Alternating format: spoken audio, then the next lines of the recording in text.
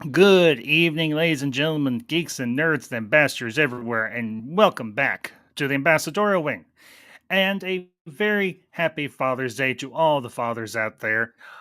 Hope y'all are having a great day. Hope you'll have had a blessed and restful and just glorious Father's Day.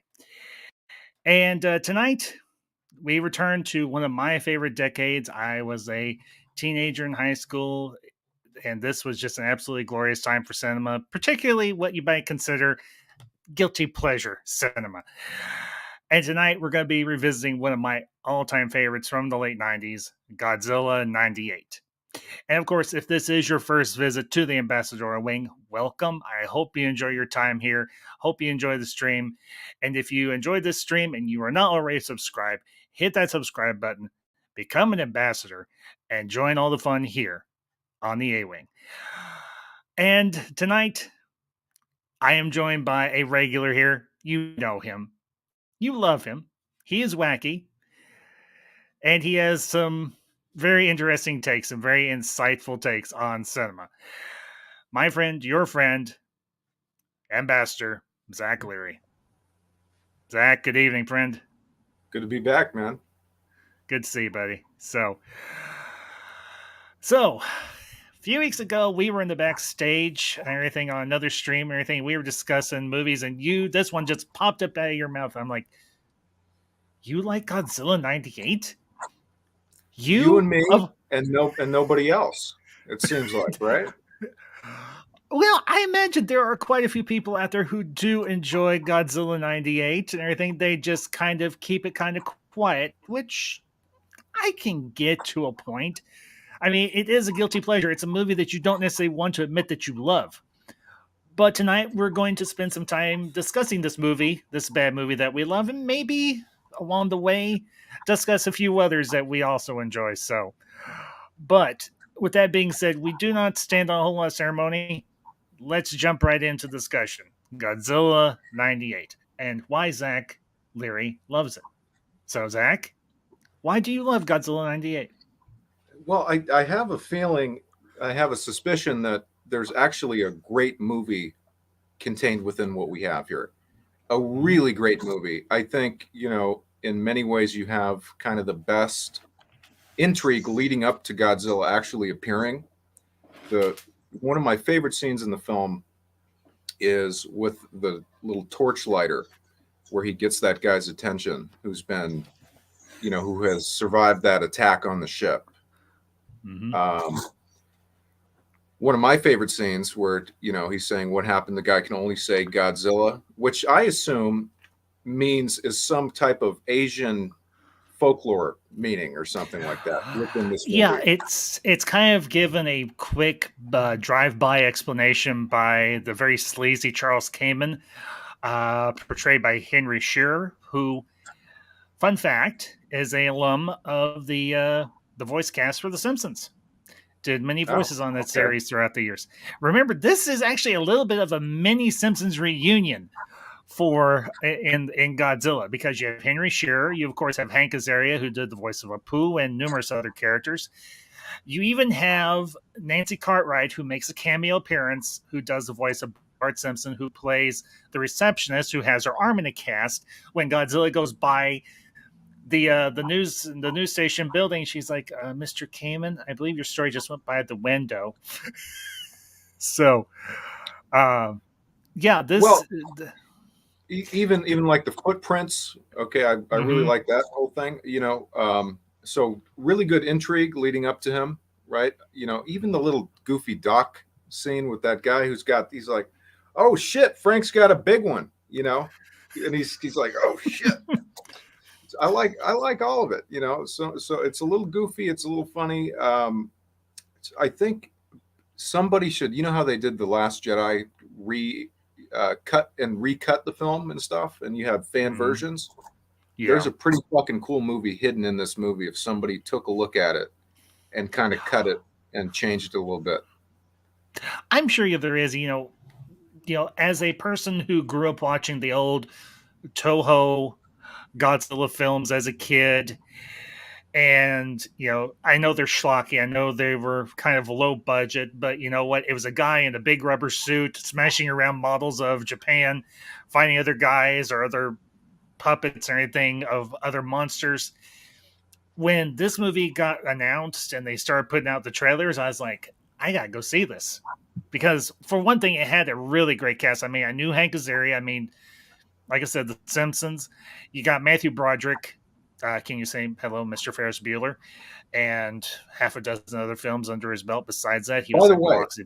I Mm-hmm. will say this about him. I think Sure. he's the weak point in this film. So I'll be I honest. actually liked him. Okay. I liked his performance. I thought he was good in this. So, but that's me. So, I mean, I am, as I said, I am a kid of the '80s. So Matthew Broderick in anything, I'll give it a shot. So it's this is not to mention it has an absolutely stellar soundtrack. Which hold on Hmm. just a second, I gotta get something real quick. So Zach, go ahead. Yeah, dude, I agree. I mean, you've got a really cool movie soundtrack. So I will say this: so I rewatched the film preparing for this, and Mhm. it's pretty obvious that some of the stuff is a little bit outdated. It doesn't look, horrific, but I mean, it looked better when I was younger. You know what I mean? Yeah, Uh, it did. The CGI was a lot better when we were younger, but you know what? As we both said, this is a guilty pleasure film for us. It's something that you would be if you asked any person, "Do you like Godzilla '98?" They'd be like, "Uh, there are parts of it I like." I mean, I will say the design at the time for Godzilla was actually pretty cool. I mean, it's giant. yeah, It's basically a giant mutant iguana, yeah. but Well, hey, it was it's a different look, but it looks yeah, kind of cool to me. It's more similar to like a dinosaur than your yeah. classic Godzilla, Japanese monster Hmm. creature. Yeah, I will say this too. I think we have one of the best Godzilla chase sequences of all time with the helicopters in the city. yeah, One of my favorite totally. parts with them going through that broken building and Godzilla jumping out and just the whole sequence and the running where he comes up from below and And takes out one chomps of the the choppers. chopper. Yeah. Really cool stuff. Yes. Really good. Absolutely. I don't know if you'd call that choreography, but a really good action sequence, I would say. It was the way they took the different elements that made up that shot and put them together. It was a good edit job. We'll put it that way. I mean, as you said, within this film, there is a really good film. Hmm. Now, for me, the humor that they put into this film was not an issue. I thought they were trying something a little bit different because, well, even with the classic Godzilla films, the ones that Toho did back in the day, they were and unintentionally humorous. This was actually interjecting humor into the film. I mean, you've got quirky characters like Hank Azaria's character, Animal. You've got Matthew Broderick's character, Nico Tatopoulos. Yeah, and of course, you've got one of the most badass Frenchmen of all freaking time, Jacques Renault. Hello, can we just say yes to Renault? Yeah, well, his character was pretty interesting. Um, just has that like authoritative, kind of delivery to him. Yeah, Really cool character, cool actor. Like I said, that there's something about that scene that has always stuck with me with the little torch lighter going like that. There's something super cool about that. well, in the context of the movie, he's trying to get the attention of this guy that's essentially in shock Yeah, because of this unknown force attacking this um Japanese cannery ship, essentially. And he's like, "What did you see, old man?" He's like, "Gojira, Gojira,"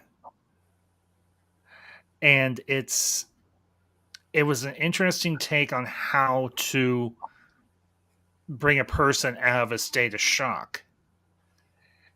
But in terms of just the composition of that particular shot and of that scene, yeah, it's very intimidating, but it's unintentionally intimidating. And I don't think he was going to like. You don't get the impression he was trying to harm the old guy. He was just trying Well, to get him to come out of his state of shock. I may actually do this and have some editor or something recut this movie. That might be a good opening scene, dude. That might be a good scene to open the film. That wouldn't be bad. And actually, what you could do is you could show the attack in a flashback. Mm-hmm. You know, Sure. you don't have to use the entire attack. You can use portions of it and have it be intercut with into that scene or anything. That would, yeah, that's not a You terrible know, idea. I'm going to contact a buddy of mine, Rick, and see if he'll do it. If he'll Cool. do it, you and I can sit down and pick our shots and everything. I think it would do well. I think it would do pretty good. You know, we do a new trailer for it, put it up on some website or something. That's not a terrible idea. I'll tell you one of my favorite scenes, and it is somewhat it is unintentionally funny.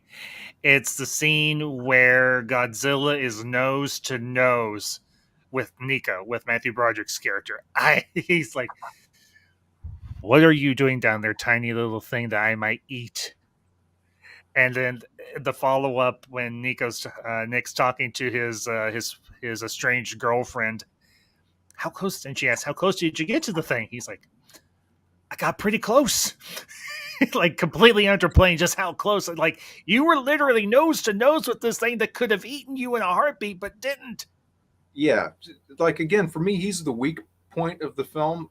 I would have preferred somebody to play that part a little bit more seriously. His character is just, he's too funny. You know what I mean? Like even his introduction, where that chick is like making fun of him, like, why the fuck did you bring this douchebag out here? It's like, come on, come on. I mean,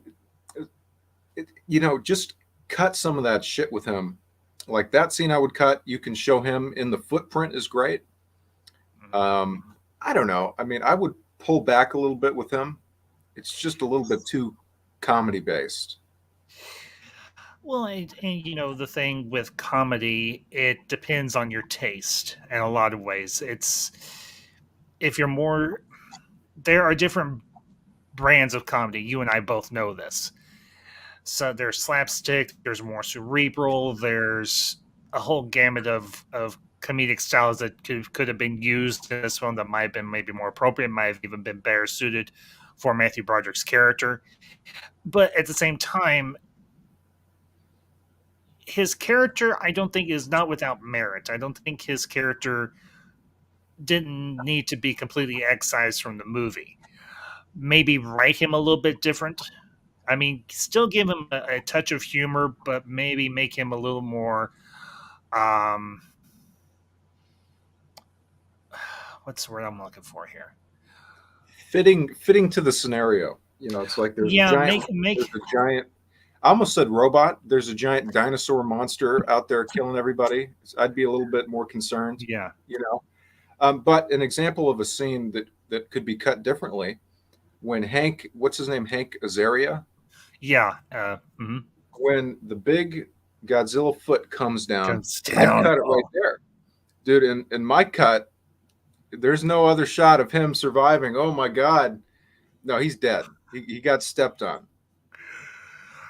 I get that, but at the same time, I love his character in this movie. And I do want to say hello to the chat cast. Nova Chaos, it's good to see you, bud. Bring up your comment here real quick. This was an interesting monster slash disaster movie. It wasn't Godzilla in the classic sense. The anime Godzilla from 1998 was a spinoff of this film resembling Godzilla more. Yeah. I've heard really good things about it. Which one is that? Tell They me the did. title. Well, it's just they did an animated spin-off of the an animated series for the 98 movie, essentially. I've And heard that really good version, things about it. Let me see if I can. so Somebody yeah, tweeted at me about it. okay. And Chaos, yeah, we mentioned that before you got in here. Also funny that those Simpsons actors were in this movie. Yeah. That is true. I mean, like you said, we had Henry Schur, we had Hank Azaria, we had Nancy Cartwright as a cameo. Um, I'm sure there were others. I just can't think of anybody else or anything from the Simpsons cast that played a role in this movie. So, oh, okay. Kale says Godzilla animated series. I have all two seasons. Yeah, because it didn't last very long. So I I had do something remember one. else. Hmm. So somebody tweeted me a animated film. So I can't remember the title off the top of my head. That's okay. So, um, I do remember one line of dialogue from that animated series, and it's it's the colonel that was in charge of the operation to either capture or kill Godzilla in the movie. He's like, eventually we're gonna run out of reasons to let him go. So, but a lot of people, there was some major critiques about this film, like, well, this isn't the classic Godzilla that we know. It doesn't breathe atomic fire. It doesn't do He all the does neat things. once. He uses it one Well, time. what I'm talking, it doesn't breathe the blue atomic fire like the Toho Godzilla does. What you see is him using his superpowered breath to Ignite something. Is that what happened? essentially he blows a tanker, a fuel tanker, towards them, and it erupts, and the fire pushes out from that explosion. Gotcha. So So kind of like a think workaround, like, kind of say homage without yeah, actually doing it. it was an homage. Think like putting a air spray can of some sort behind a lighter. Well, so Similar I want to similar bring effect. this up too. Is I'm a big fan of the egg building sequence where they're trapped in this Oh, building. Madison Square Garden. Is that what it is? Okay. Yeah, that was Madison Square Garden. Um, Yeah. Hmm. really fun stuff, man, where they're trapped in this building. You've got the little baby raptors running around. I don't mind it, man. It's intense. It's got that feel of kind of Jurassic Park to it. Yeah. It's Mhm. I think it works. That ending sequence for me is one of my favorite parts. Well, the entire chase and everything where Godzilla comes up from underneath Madison Square Garden after the Air Force has blown it up and killed all of its young, and Nick and his girlfriend and Jean Philippe and Victor Animal Pilati is a full Hank Azaria's full character name, are all standing there, and Nick's like, he looks pissed. And Hank's like, or Animal's like, what do we do? And Jean Philippe is like, running would be a good idea. Yeah, I and well, let me ask you this: how do you feel about the obvious sequel bait at the end of it? Yeah, I mean, I would have been, when I left this movie, when I saw it back in the day, I did not hate it. I actually went back and saw it a couple more times after I watched it the first time. Um, I would not have been, I would not have been objected to them doing a sequel, but they ended up not doing one. They instead did the animated series, which I was in a way a continuation of the movie, because I think that baby was what we got in the animated series potentially, because I think they do acknowledge that the original Godzilla did die, and this is the one surviving infant that made it. And everything that the egg didn't get destroyed when Madison Square Garden got blew up. So Well, so we did prepare, guys, a list of other films that are yeah, sort of universally hated. Okay, but that we Godzilla is love. on that list. Yes, Universally hated, but that we personally like. So this was kind of a yes. fun thing So to do. Do you I'm want to gonna go let you go first? first. I'm Oh, gonna let okay. you go All first. right. Here we go. Some controversial picks on here, folks.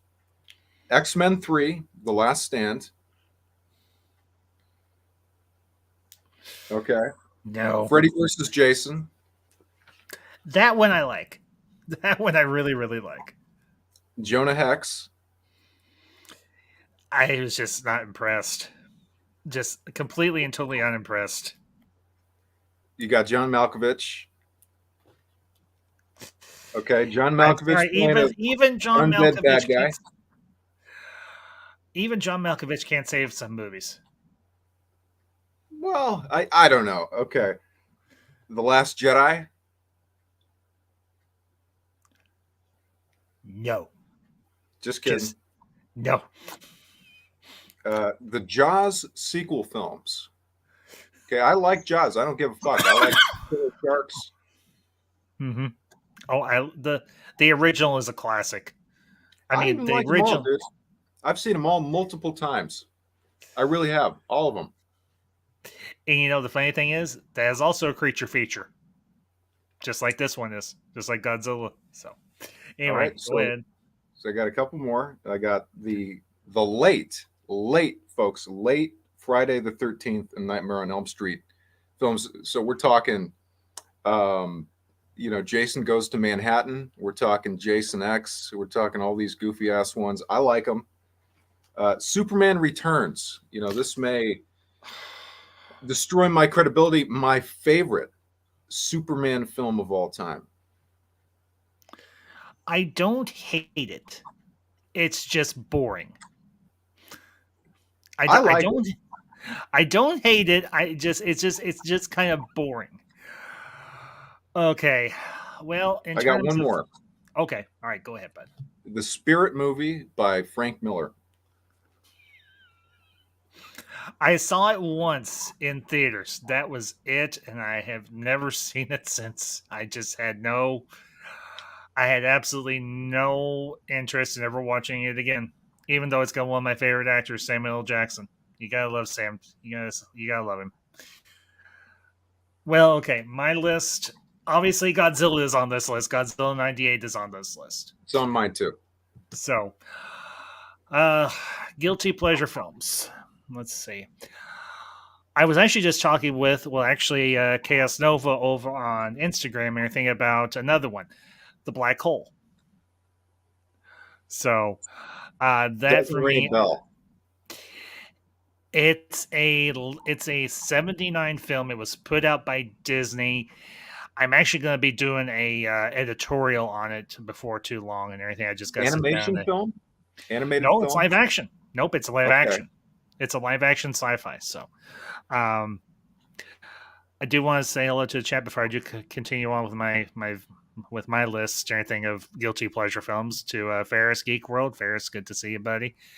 Hey, Ambassador and Zach, hope y'all doing well. Yep, watched this movie last night, and I gotta be honest, I find this movie is entertaining and a guilty pleasure since I was 9. Dude, we're right there with you. We're right there with you, and we will circle back around to Godzilla here and everything in a few minutes. Um, to give you a short list on the black hole, it stars Ernest Borgnine, Anthony Perkins, Maximilian Schell, Timothy. I think it's Timothy Bottoms, and it has the voice of um, Robert. Oh, did the voice of played Cornelius in the original Planet of the Apes films. Roddy McDowell. That was it. Um, So that for me. it's a cast full of B-listers, right? Yeah, pretty much. Yeah. Got it. Um, I don't want to spoil it for you and everything. You might enjoy it. Well, I'll tell you this. I think. Well, tell me this doesn't sound like the best job of all time. To be the guy who picks the like obscure movies they put on Netflix. That would be such a fucking fun job. I would imagine. Yeah. Let's see. All right, back to my list. And Let's see. see, So far, like something like Black Hole, I bet you could pay 25 cents and get the rights to show that on there. you're gonna be fighting. It's a Disney film. Oh, maybe not. You're gonna be fighting on that one. No, it's not something you Is it can get is your it hands. on Disney Plus? It is. Yep. Okay, I may check it out. Okay. Let's see. This is a what I would it is campy as hell. It's another one that I just watched recently. It's another 80s film, Ice Pirates. I remember watching this when I was a young kid, it is so campy and so cheesy by today's standards. Even for the 1980s, it was campy and it was cheesy as hell. It's like a MB Geek is MB Geek. Let's talk geek. It's good to see you, buddy. Yeah, we So, didn't know if you were free or anything, but Red Letter Media actually did a review of that film. I love that film. I love it to death. Absolutely, positively love it. Okay, another campy, cheesy one. Um, John Carter, the one that Disney did a few years back in the early, like the mid to early 2000s. That one is it's out there. I'll just put it that way. It's all right. I mean, Yeah, big budget movie. They yeah, kind of, I think, expected it to be a powerhouse. You know, yeah, and it just kind of went. one of those things that's, it's a good idea. Mhm. I get where you like it. I've a couple friends of mine like that movie, so so you're not alone with that one. Okay, let's see. Another bad one. Okay, this is one that I covered back last year. And it's one you and I actually discussed. House on Haunted Hill. Both the original and the remake. I I I know it's bad.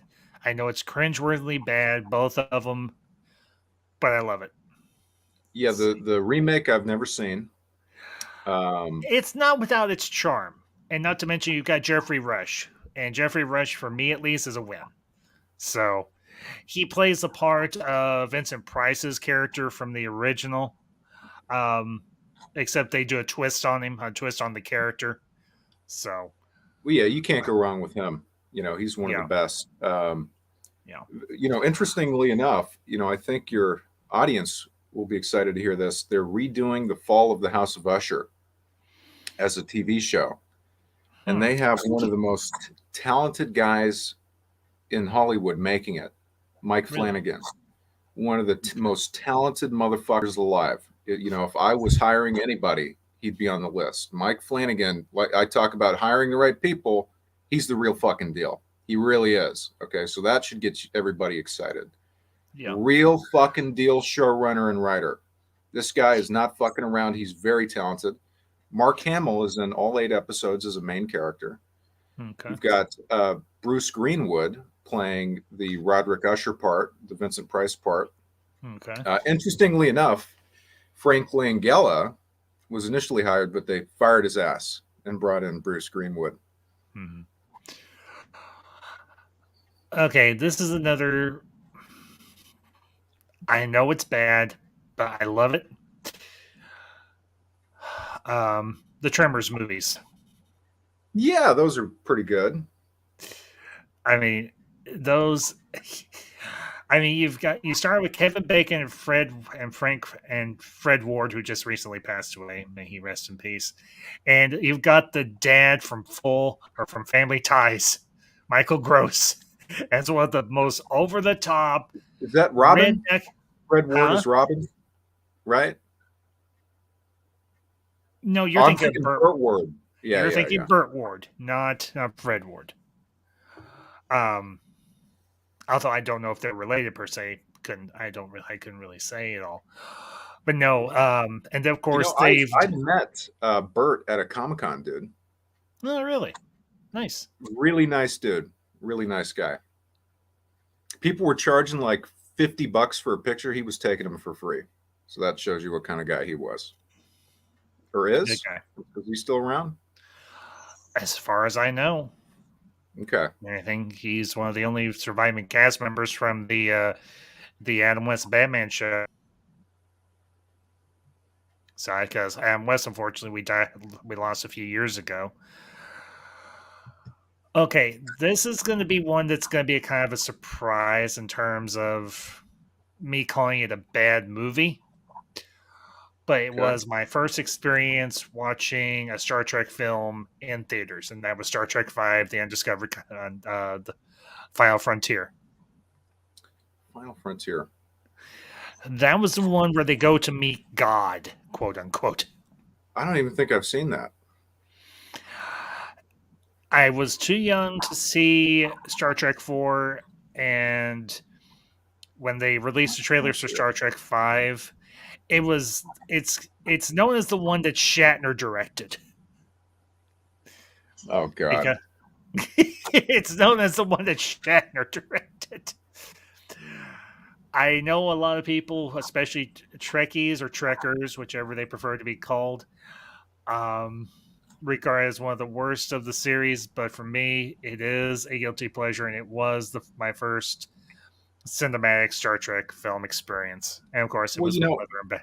So I think Leonard Nimoy had a better understanding of Star Trek. he did. I mean, he did. He obviously did Star Trek 3. He did Star Trek 4, and he did Star Trek 6. He did 3 of the 6 the original cast films or the original Geek's series. got a couple good picks here. Killer Clowns, I like. Earth Girls are easy. Yeah. What else does he have? You know, it's funny. All these movies that we regard as bad movies, they're more or less, in a lot of ways, creature features. I'll tell you one, and it's actually a remake from a film from the 1960s. It was redone in the 1980s. The Blob. Now, the original, it's unintentionally bad because they didn't have the technology that we have now to do the Blob, but the way they did the Blob worked. So, let's see. I'll bring up Ferris's comments here real quick. Oh yeah, MB Geek. In the beginning, there was Howard the Duck. It's Oh, true. true. First Marvel film, technically. Yeah. Mm-hmm. How about Sphere? Oh, Sphere, the one with Sam Yeah. Jackson and Yep. Sharon Stone. Huh? Yeah. Yeah. That's. I don't think that's necessarily a bad movie. It's got some really good. It's got a really novel idea. It's got some good ideas in it. So I don't necessarily consider it bad, but I guess you could. Let's see. Heard back then that the first teaser for the movie was tied to the first Man in Black. Did any of you get to experience that? Ferris, I might have. It's been a while though, to be honest with you, buddy. Here's another one. Holes, dude, with Shia LaBeouf. Never watched it. I fucking love that movie. That's a classic, dude. So I think it was a book too. It was actually a movie based on a book. So, Yeah. let's see.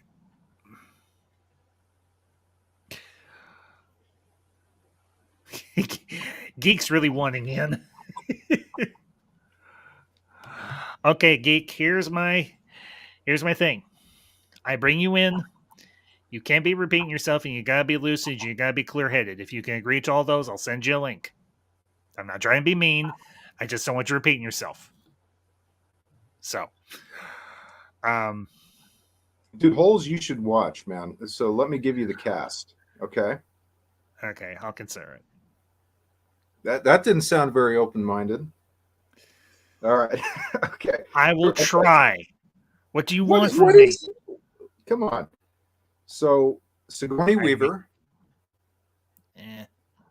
John Voight, Mm. uh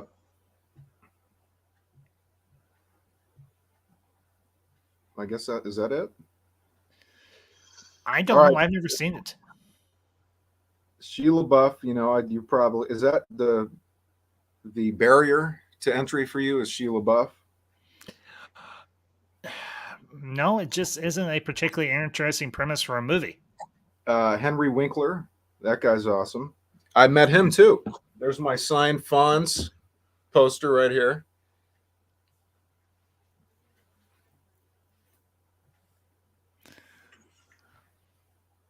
right there. Yeah. Hang on, I'm doing something. Just hang on a second.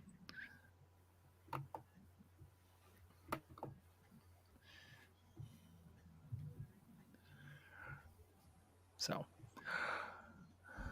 my honor as a Marine. Okay, I'll hold you to it. So, um, I'll give you another one. Being you brought up John Voight, Laura Croft Tomb Raider, the one with Angelina Jolie. A lot of people consider those bad, but I love them. All right, John Voight, bad good movie. Enemy of the State with him and Will Smith I and Gene consider that Hackman. actually a really good movie. I don't consider How that could bad I? at all. So, So do I. so, Just not a so big popular movie. actually more popular than you think. So, all right, everybody, give a warm welcome. You know him, you love him. He's also an alum. He has earned his title as ambassador.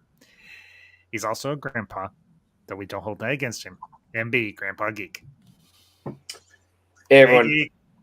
Hey, Hey, bud. what just real quick, what movie were you two just talking about? I muted this so I could get the StreamYard up and running and not have feet bleed over. Holes with Shia LaBeouf. Oh, the holes. I heard about that. I knew it was a book. I knew it became a movie. And yeah, I'm with the ambassador on this. Just because you have a really big cast of people that are big does not equate to a movie that's interesting. There was nothing in the trailer that really, I think, brought people like me in. Yeah. So I forget, when did it come out? I'm gonna I say think like it early came out like 2000s. yeah, I think it came out in the early 2000s, somewhere along in there. Let me Guys, take. But it's not bad. It's kind of reminiscent of like The Sandlot. It's like kind of a kids, yeah, kind of thing, Goonies mhm, ish. yeah. Um, Geek, I think kind of circle back around to our original topic, and then we can come back around to the bad movie list. Godzilla '98. Your thoughts on it? Did you love it? Did you hate it? Did you think it was boring as crap? So Well, here's the thing. I like Matthew Broderick, so there is an element of I like him from War Games. Hello, yes, I like to play a game. yeah. That kind of stuff. Ferris Bueller. Mhm. So, um, and I don't have an attachment to Godzilla like a lot of other people do. Like people like Stone Loki, he is very well versed in that stuff. Me, I didn't even watch the first Godzilla movie or the Gojira version until about 6 months ago. So for me, I thought it was fun. I just thought it was a fun monster movie. I didn't give him I'm gonna be honest, I take it like Starship Troopers. Fun movie, fun Yeah. romp, fun popcorn. Didn't give him much thought after that. But I didn't know the lore as depth as some people do. Yeah, Chaos Nova brings up a good point. Matthew Oh, Broderick was also in that movie with Congo. the. No, Congo wasn't Matthew Broderick. Congo was Tim Laura Curry. Linney and Tim Curry and that one guy. I can't remember his name. Dylan From Nip something. Bruce Campbell Congo, also has a. I really enjoyed. Okay, let me give you a Michael Crichton movie that got really Oh yeah, that's right. That bad was reviews. he Years wrote Congo, right? Years of the Dead, Mhm. the 13th Warrior. And here's the thing about the 13th Warrior.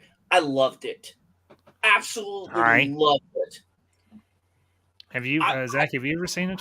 13th Doesn't Warrior. ring a bell. No.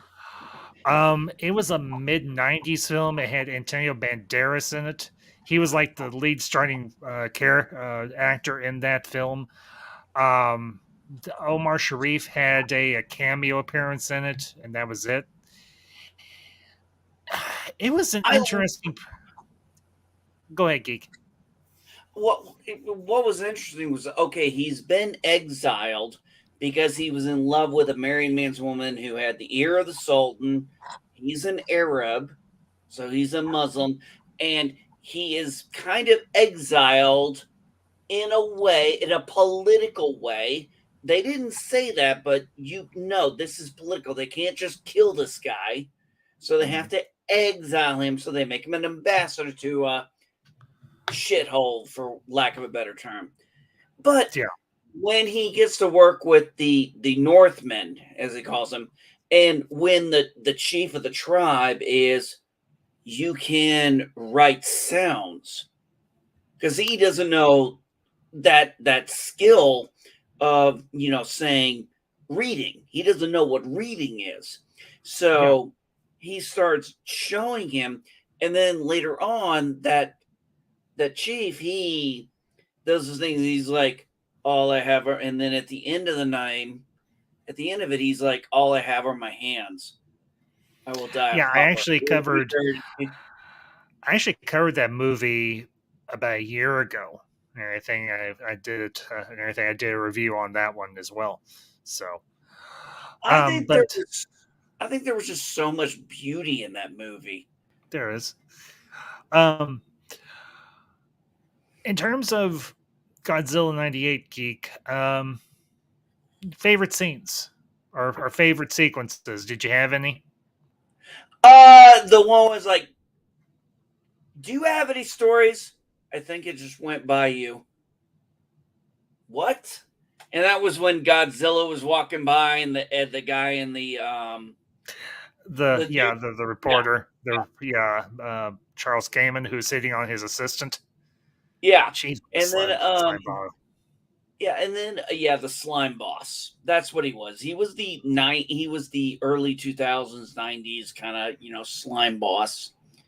And he played the asshole properly. He kind of reminded me of Peck from Ghostbusters.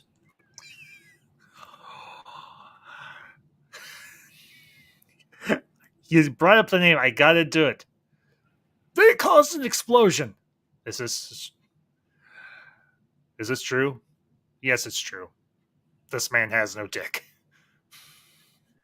Um, Other good scenes. I actually enjoyed the submarine underwater stuff. I Yeah, thought it was actually very nicely done. Um, Obviously, the Godzilla that came later did it better, but we're talking a lot. We're talking, a long time. well, it can. The interesting thing, and Zach was bringing this up earlier. And hey, Zach, he ran off. Zach had an interesting take here. Let me get your thoughts on this, geek. He says, well, he's right here, that in that within all the goofiness of this film, there's actually a better movie. And I think, what would you think? What do you think? Do you think there's I potentially a better agree. movie? I Mhm. agree. I think, okay. Let's remember the era of where we were at in movie cinema at that point. We were now progressing out of the era of the light campiness. Okay, remember like things like Batman Forever, Batman and Robin. Um, Mhm. Certain things were kind of having, they were trying to take serious tones, but they were kind of very just coming off as goofy and campy, and they weren't successful. Batman Forever being an exception. That's, I think, another guilty pleasure we could talk about, because I absolutely love that movie. I think I could be tortured to death with that movie. What movie? I would live with it. But I mean, Which movie, there Zach? was that point. Think of Huh? remember Hercules, Xena, what was it called? Sinbad, Hercules. There was a Hercules. There was all these period Yeah, pieces, the all. but they also had a lot of camp in them in the early '90s. And I think at this point, this was the getting to the end of, people are tired of the camp stuff It's now. a transitionary film. Yeah. Yes, Um. they're getting tired of it. Yeah. Yeah. What movie was it that you said you could be tortured with, Zach? Oh, I I could think be tortured to death with Batman Forever, no doubt. If somebody put me in a room and played that, I would give up the secret plans and the location of the base and everything. Uh, Um, Zach, are you familiar with Honest Trailers? yeah, yeah. Yeah, they did. They had the most perfect line when they did an honest trailer of Batman Forever. If you haven't seen it, go watch it because through all the things they say at the very beginning, this is the line that got me. Yes, this is absolutely the worst movie I've seen 30 times. I've seen it And more than I once. literally paused my freaking computer and started laughing hysterically. I'm like, yes. If I could just change my mindset when I'm watching it, I could probably get into it. It's like the Adam West ones I can watch as comedies. Yeah, but it's only You one. know, That's only one movie, Zach. They only did one Adam West movie. you know what I'm saying. But they had Yes, 3 glorious seasons. Yeah, yeah. true. So that is, I can watch the show, the movie, and kind of laugh at it and have a good time. I laughed my fucking ass off watching it probably a few months ago. It's so fucking funny. If I could, change my mindset for the Batman Forever, maybe I could get into it with the Bat credit card and all this shit and the Bat ice skates. You know, it's Well, weird. that's Those that's movies are Batman weird. and Robin. We're talking about Batman Forever. Yeah, the They bad credit blend cards. together for me. It's like those movies. It's like they took Adam West and Burton and put them together. It's kind of how those feel. Yeah, just with a higher budget. There was something about, I don't know what it was. Actually, I know exactly what it was for me. Why that movie works for me. It was Nicole Kidman in Red. I'm not gonna lie. That's probably why I love the movie so much. Is this the same one with Poison Ivy? No, you're thinking Batman and Robin. I'm talking about Batman Forever with Val Batman Forever Kilmer. is Mr. Freeze. No, No, you're thinking Batman of and Batman Robin is and Mister Robin. Freeze. Oh, Batman Bane. Forever is Jim Carrey and Tommy Lee. Yeah. Yes. Okay. No, Tommy Lee Jones, not Tommy Lee, not not Pamela Anderson's ex. Yeah, Tommy Lee Jones. Yeah. Yeah, I don't know. I mean, it's so goofy, man. Could you just say the only good TLJ?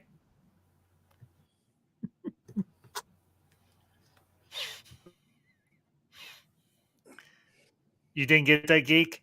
TLJ, Tommy Lee Jones, TLJ. Oh, The Last Jedi. Oh, no, I haven't seen any of that. No, I You're haven't not seen that. missing. I'm surprised I You're haven't seen it. not missing much. You're not missing much. I spend too much time dealing with politics. I get enough headaches. As I think some people have come to know the sequel trilogy as the Abrams and Johnson pissing contest. I should do a meme of that. Yeah, the people who support those movies should at the very least give why they like them, because all I see is I'm a fan of the sequel trilogy. Well, give me your philosophy and your reasoning and all that stuff. Otherwise, it's just weak. That's nothing. Can I I like this movie. Tell us why. You know. can I interject on that? You Yeah. actually you hit the nail on the head, Zach, because that's what it took a long time during the late 90s, 2000s when the prequels came out. And I very much love the prequels. Here's the thing though. I did not get into Star Wars until the special editions came out. Now I had seen them, but I wasn't invested in them at that time until I started reading EU books. I started getting books at the store. And then the special editions came out and I got to watch them in theater. And yes, I very much love them and I still do. That was and here's why. That was my Star Wars movie experience. Yeah. Well, Hey, Phantom Menace could be on this list of goofy movies too, yes. probably. Um, Yeah, I could. Absolutely. I mean, I never there's understood Jar Jar's hate. I never I understood it. Jar Jar, is that what you said? No, He I never understood it. I never got it. got I what? no, I why don't get people why hate Jar people hate. Jar. I don't get it. Oh, I still don't. I've heard a million reasons, and all of them I could counter pretty easy. yeah. I mean, for me, it's one of those things. After I saw, how everybody reacted to him, I would have done a scene in episode 2 saying, Representative Binks' shuttle got shot down. He didn't make it. You know, he's like a detriment. Like it's like, well, here's let me give you this. Maybe this will, you know, um, help with the other side of it. Mhm. Is if you're going to bring them along, at least make them useful. It's like, what does he contribute to the squad? You know what was so funny is I remember seeing a review about Attack of the Clones, and I don't remember where it was, but there's a point in Attack of the Clones when you see Jar Jar and he's like, Andy, he's just so happy to see you.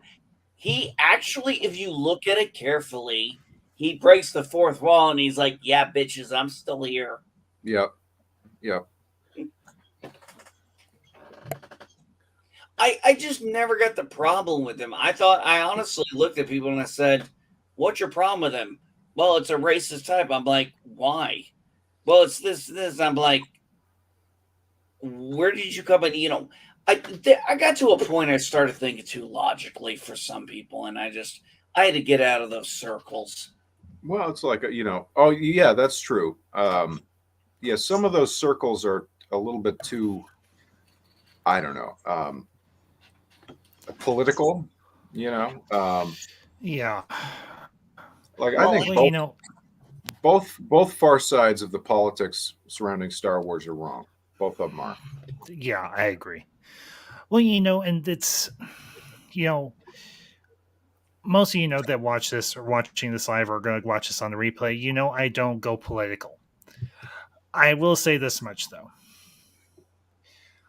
The reason I don't go political is because I want people to come here and have conversations like this about movies like this to break the monotony of just how, and let's be candid here, and this will be my one and only comment that I will make.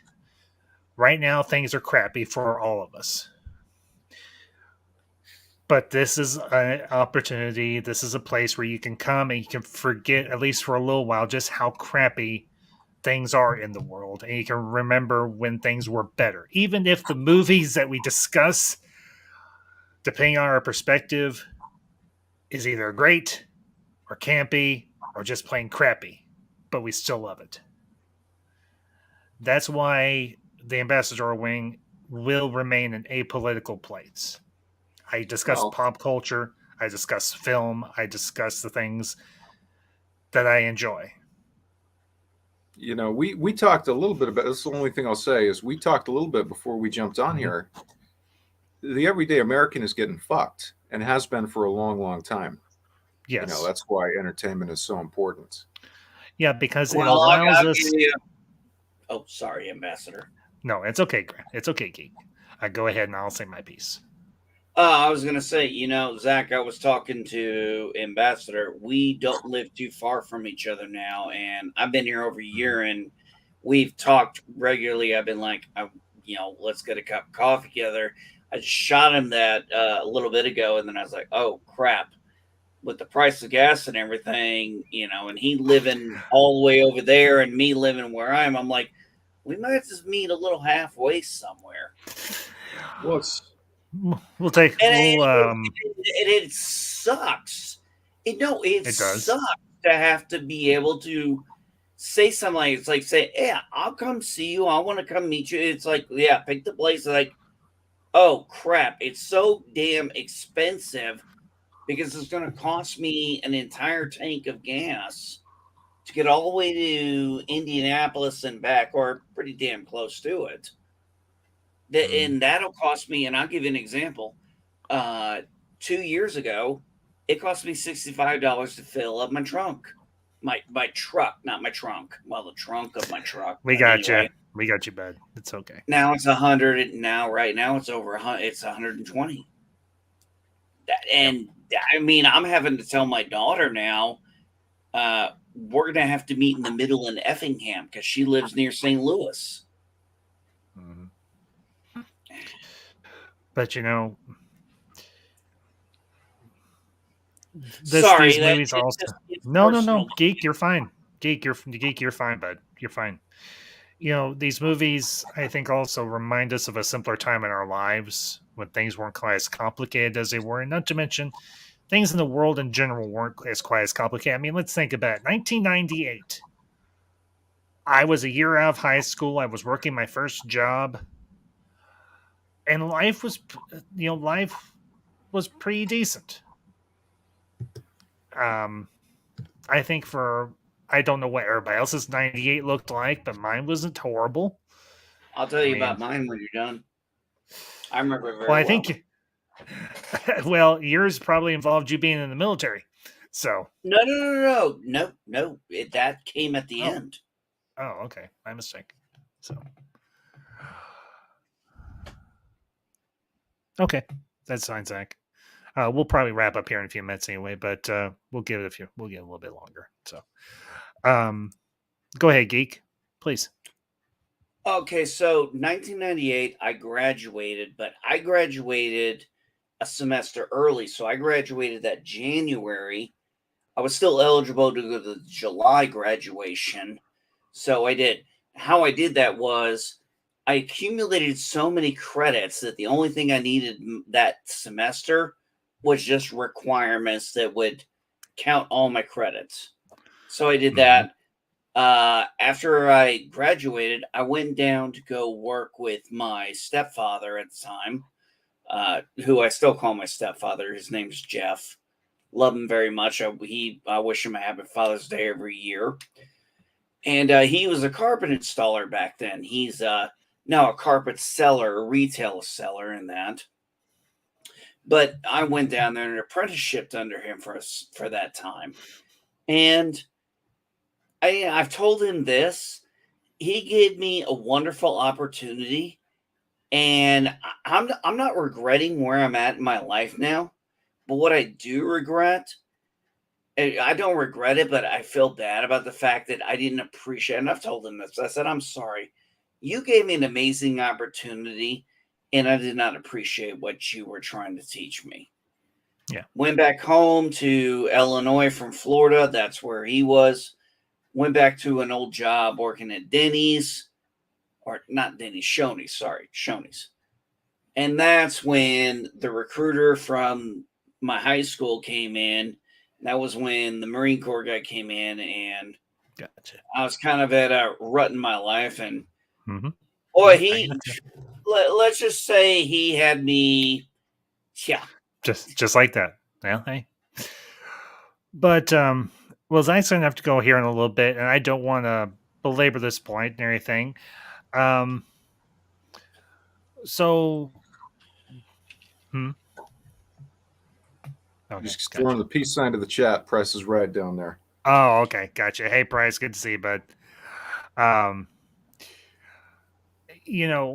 I was saying, films like Godzilla '98, like all the other ones we've listed off here, they are an escape. They are what is known as escapist cinema in a lot of ways. And depending on your perspective, they can be either absolutely badass or categorically horrific. Or they can fall somewhere in that place where they're a guilty pleasure. And I think for all of us here, Godzilla '98 is a guilty pleasure. We know it's bad. We know there are parts of it that are categorically, or not maybe categorically, it's just bad, but we love it anyway because it's a reimagining of a character that a lot of us are either familiar with or not terribly familiar with at all. I mean, as I've said and everything a few times, I grew up watching both the black and white and the colorized Toho Godzilla films that had the really bad dubbing. I mean, the really bad dubbing.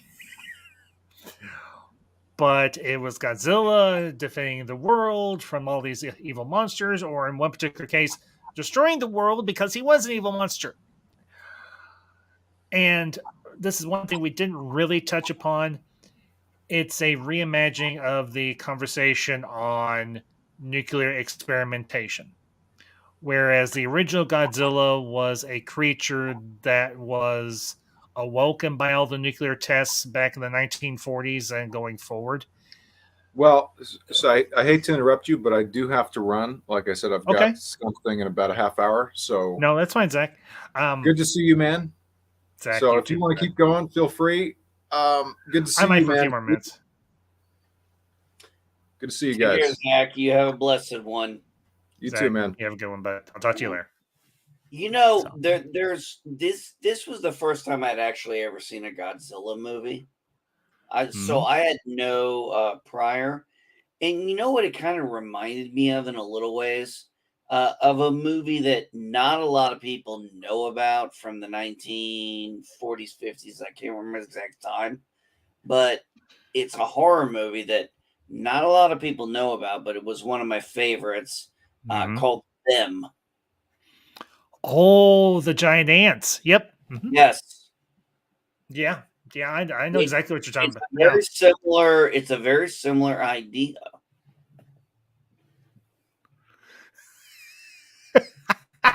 Ferris. Yes. Whenever I watch this movie, I gotta go have a Taco Bell or KFC as a sponsor of this film back in '98. I'll let you all in on a little something and everything. For those of you that remember the marketing campaign from back in the day with Taco Bell, they had the little talking chihuahua. You'll get a Taco I Bell. I actually had, and I think my mother ambassador might still have it stored somewhere. I had one of the little talking stuffed chihuahuas. And I had the one from the commercial where he said, "Here, lizard, lizard, lizard, lizard."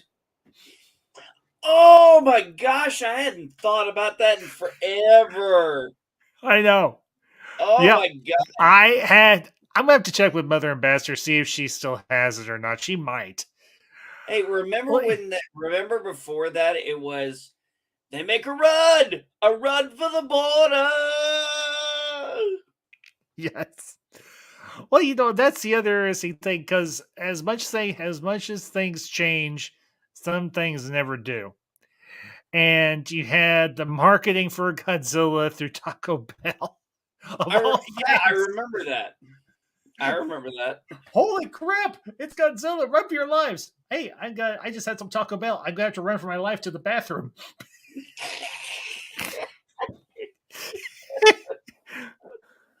You know what? You know what? You know what? You want to hear a funny commercial?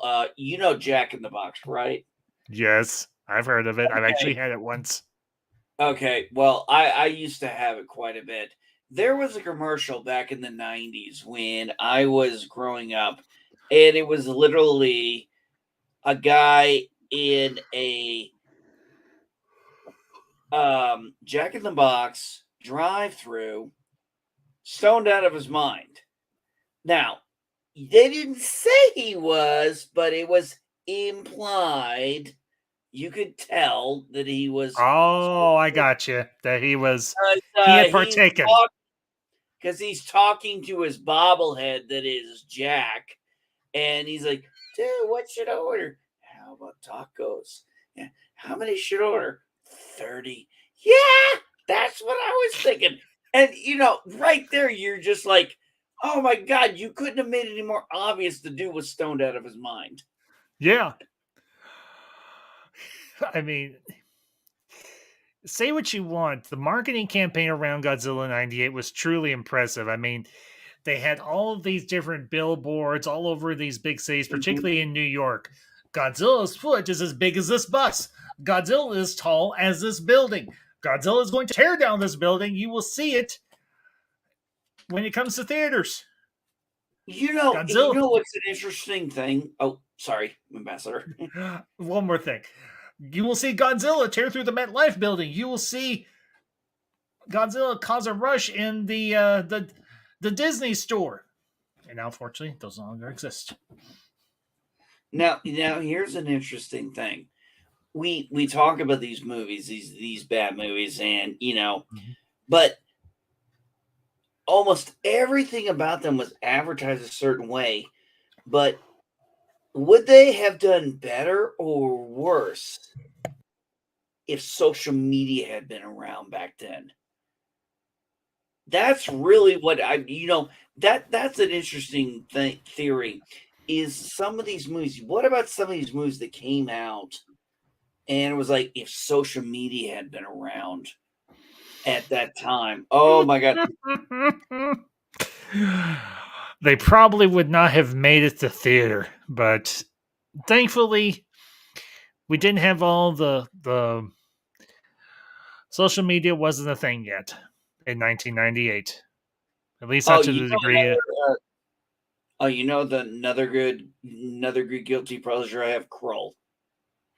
That I'm is not a sorry. guilty pleasure. That is a glorious film. That is not a guilty pleasure. That is an absolutely glorious film. I Only the love that king's movie. blood and his marshal can carry those keys. It was it was one of the very first films I ever reviewed for the channel back in 2019. Good I Lord, I've really, been doing this for I've years. actually found. I'll send you the link if I can re-find it. I have it saved, but it might be on my Mhm. other computer. Because his weapon, I actually found a place that you can buy. Well, they'll make you the prop of it. Oh, the glaive. Yeah, Yeah, the glaive. cool. 'Cause So I'd like to get one of those. yeah. Well, I thought it. folks, Was, I. Oh, sorry. no, go I ahead, geek. Go ahead. Go ahead. I Go think ahead. You're fine. overall is I think overall Tatopoulos um played his role. Matthew Broderick played his role as a scientist, I thought, very well. His journalist girlfriend or ex-girlfriend, I could kind of see where she was going. Her cameraman, I can't think of his name, but I remember him from a Fox show, very early when Fox came on, called Herman's Head. I remember Herman's Head. And I remember him as, he was the guy who was always he was the Dan Fielding of that show. Yeah, he was more of the intellect of Herman's Head. That was And like the proto Inside Out. That was Inside Out before Inside Out became out a few years ago. yeah, actually I actually compared that once, but I Mm, don't think they actually ever knew.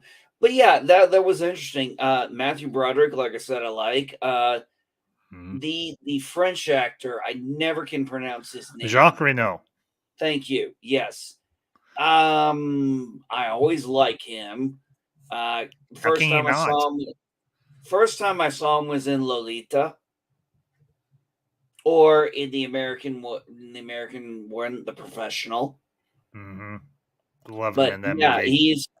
Yeah. but he's got there's something about his acting that is just really good. I thought there was a lot of good Mhm. actors in it. I thought there was a lot of fun. I thought the humor was done well. Uh okay, the CGI's dated since then. Yeah, Okay, it has, but you know, what it's are kind you of like gonna with a do? lot of other. It's like a lot of other films, older films. You watch them and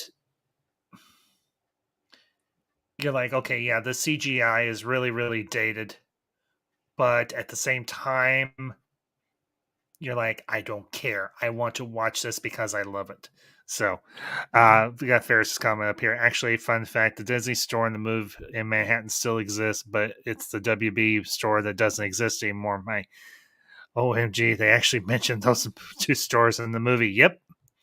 And then I'll bring up Ferris's other comment. And Ferris, I'm kind of glad you brought this up. Another guilty pleasure movie in the 1998 that I actually enjoyed is Armageddon. The opening for that movie that started in Manhattan, they gave a jab at Godzilla 98, and I wasn't aware of it until now. Yep. And Ferris, I'm actually kind of glad you did that. Mention that. We are going to wrap up here in a few minutes, guys and gals, and everything. Um, but want to give y'all a little bit of a heads up on what's going to be coming up down the road and everything over the next several months for the Ambassadorial Wing.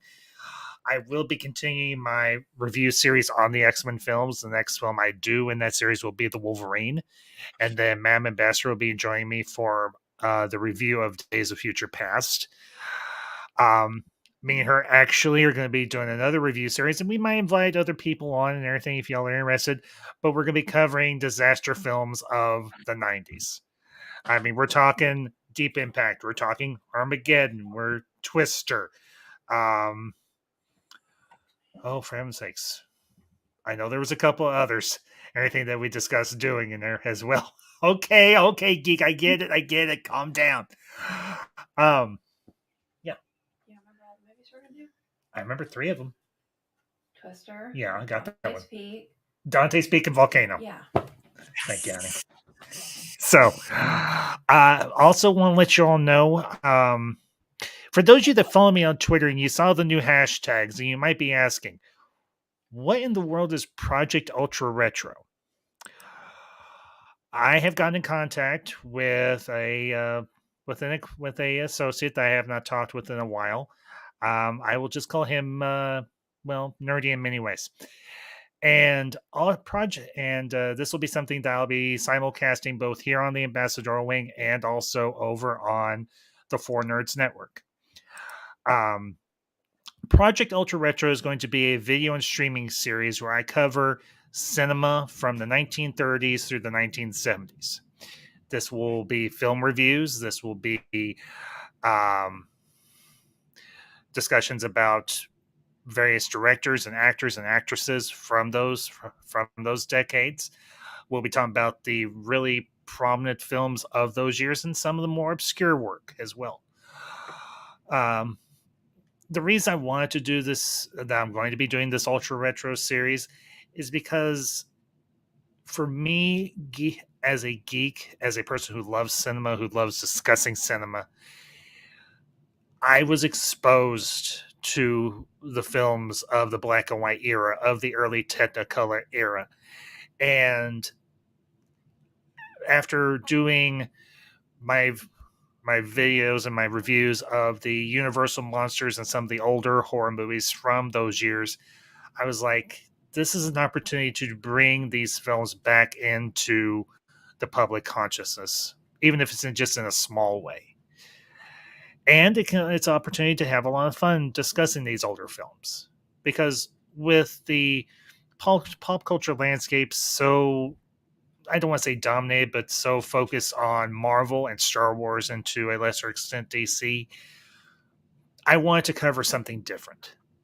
And I wanted to cover something that was just as prominent in my childhood and my teenage years, and was a very formative for my geek identity as the stuff that I covered when I first started this channel. There we go. Also, say again, geek. Oh, I'm sorry. I thought I muted at that moment. Oh, that's okay. It's all right. No, It's I'm all right. just. I was looking for a cord. Okay, you're fine. The other project that's going to be coming up in the next few months and everything, I'm still working on getting the cast together. I've already gotten a few people and everything, but there will be more. Mam Ambassador is working on the script, and this is under the hashtag project YouTube. I may change the hashtag, but it's going to be called Project Unity. This is my Star Wars fan fiction that I'm going to be turning into a streaming radio drama, for lack of a better term. This is my take on the final installment in the sequel trilogy, but it's going to go one step further. I'm going to, once this particular aspect or this particular part of the project is done, I'm going to go back and do the rest of my version of the sequel trilogy, how I wanted to see it play out. Because, well, I started this and, well, damn it, I'm going to finish it. So, But that's kind of a heads up of what's to come for the ambassadorial wing. So I do want you all know I have started a new work schedule, so you will be seeing some changes in terms of scheduling for live streams in particular. But I will be continuing my uploads and everything as I get those done and uploaded onto the site. So, but I want to thank MB Geek. I obviously want to thank Zach, Larry for joining me tonight. To all of you in the chat, Ferris Geeks World, Chaos, Nova, Price is Right reviews, and all of you that were out there just lurking. I hope you all enjoyed this stream. I hope you all found our conversation fun and informative, and just say, like I said, a break from everything else that's going on in the world right now. So, but that all being said, folks, we will see you all next time. Y'all have a great rest of your day. Have a good night. Happy Father's Day to everybody out there. If I can Go see Top Gun. I've got to see that. There's a lot of movies on the list I need to see. I just haven't had a chance to. But stay ambassadorial. And until next time, these are the ambassadors. Signing off.